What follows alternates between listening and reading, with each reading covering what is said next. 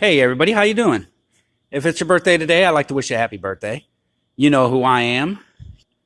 You know what that is. Today, I am want to talk to you about this here strut. It's not one of those quick struts like McPherson makes. It's a regular strut that you actually have to take the spring off and the little inside stuff, stick it on here, and then stick the spring on, and then stick the cover on, tighten it up, and take it off of the wherever you take it loose at with the spring compressors, and then turn around and put it back on that car. Now, there's something that I actually need to do in order to change these first. These are both brand new. I got the driver's side and this is the passenger side, but I also got both of them. But one thing I want to point out on the driver's side, how it has this part right here, which goes up inside of the wheel well.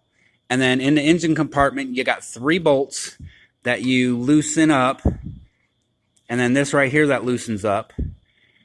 And then it's got a cover that goes on it. And then you got the 3 bolts that cover it. It's the strut mount, the strut mounting, engine compartment mounting, strut mount, I guess is what it's called.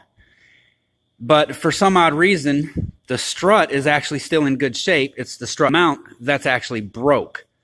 So, but I need to replace the struts anyways because they're old. The driver's side's making noise, so I figured I'd go ahead and replace them. But when I took the driver's side off, the strut mount for the top was broken.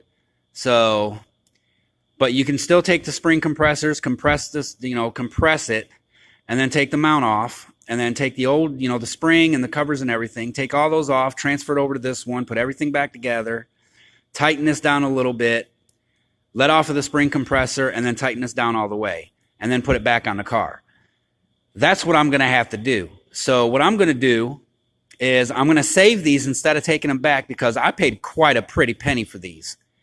I looked online. The most expensive one was like $200, I believe it was. Well, I got these a little bit cheaper than that, but they're still expensive because they're struts. I mean, they're part of your suspension. But instead of taking these back and get my money back when I don't really need them, I'm still going to keep them so I can change them. But what I'm going to get is I'm going to get a new mounting strut mount kit for both sides, and I'm going to change both sides. So this way I don't have to worry about this side breaking. And the driver's side's already broken, but I don't want to risk taking this is the passenger side again. I don't want to risk taking a passenger side strut mount off and then it breaking as I take it off. So in case it does break, I'm just going to go ahead and get the other one and just replace both of them. So I figured I'd give a quick update. That's what's going on with this car. I believe last time I was here, I changed the CV axle. It's still running really, really good. 200 and almost 19,000 miles. It still runs good. So give a quick look at it. Oh, by the way, this is called Suncor. Well, maybe you might be able to see it a little better from over here. Yeah.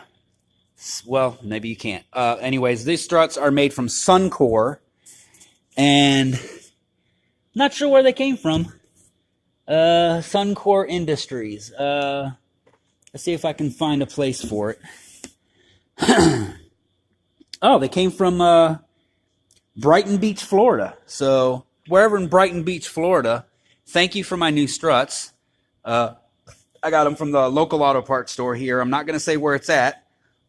But if you turn around and you go to a website of an auto place and you look up the auto parts, chances are you're going to see the most expensive ones. But if you continuously scroll down on this one that I went to, they actually have cheaper ones. And there's actually even ones that are cheaper than the ones that I bought.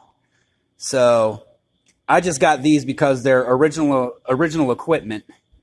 And that's what I'm going to be using to replace them with.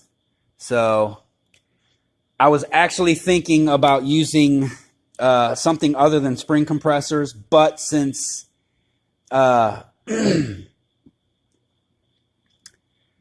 But since I don't have any spring compressors to use them with, and one of them's broken at the mount, so I need a new strut mount, I figured I'd just go ahead and put the whole thing back together, the way that it came off, and it actually still runs and drives pretty decently. I just don't want to dog the car because I don't want it to break any more than it's already broken.